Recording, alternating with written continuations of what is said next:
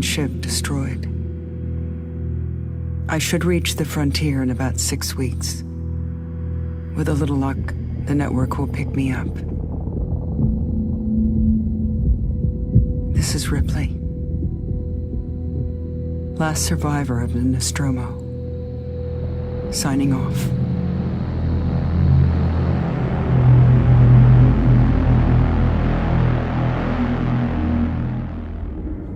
Hi there, yes, this is Alien Isolation, and yes, I have mentioned before that I'm not really into sci-fi games, especially because they're usually a little bit too cheesy and too nerdy for me. But if a game is as beautiful and realistic as this one, I'm definitely interested, and I really love the Alien movie, the original Alien movie, and this is so accurately, so well done. Just reminds you a lot of this movie. It also reminds me a lot of Doom and definitely Outlast.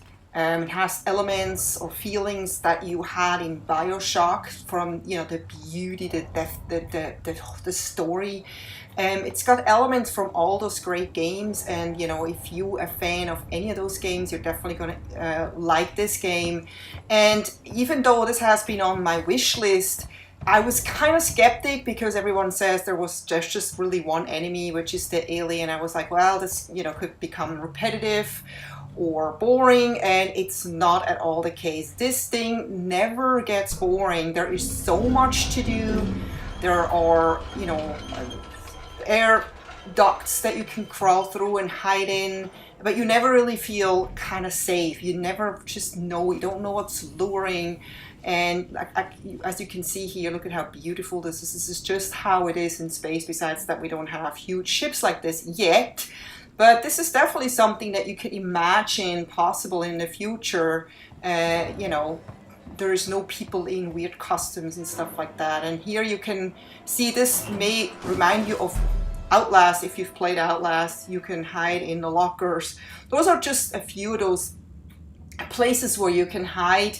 And until you see the alien is hunting you.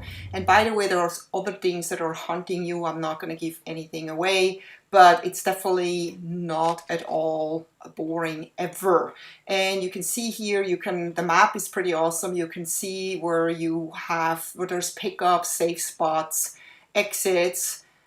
Just kind of, it never really tell you where to go.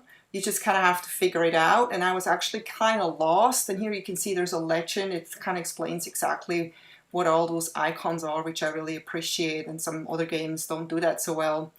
But yeah, sometimes you get stuck, and it's kind of like, it feels like a puzzle then, because you have to continue, but you don't always necessarily know where, and that adds another layer of interest to this game, where other games are so on the rail, much more on the rail, where you feel like you can never go wrong. Here you could literally lose yourself, and this is how you save your game, which is really cool. I've never seen anything like this before. Besides that, the game is not pausing when you do that, so you could end up being attacked while you do that. And here's how you craft items. This is, for example, crafting a med kit with parts that you found on the ship. So always make sure you look around and find as many parts as you can, because they can come in really handy, and you can kind of give yourself more health this way. There are flares among lots of other things that you're gonna find, and flares can come in handy when it gets really dark, when you run out of your flashlight battery. And then there's hacking. There are a lot of different types of hacking. This is one way to hack one of the doors. There's other hacking methods. And there are weapons that you're gonna find. Yes, you're not gonna be like in Outlast where you have 0 weapons. You will have weapons. You will be able to defend yourself. And I was surprised to actually find a gun, even though I thought there is no shooting in this game. But yes, there was a gun, and here I found a little retro controller. Make sure you look around, because there's a lot of really cool things that you're gonna see and find. And the whole time you just hear noises all around you, and you never know when you get attacked. Listen to this.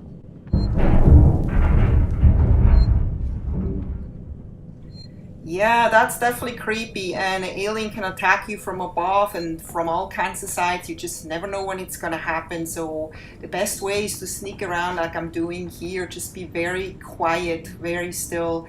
Don't make any noise if possible. And by the way, this game is Kinect enabled, meaning that you can track your head movement and also track the noise you're making in your own living room, which will actually attract the alien, believe it or not. And this definitely adds another layer of realism.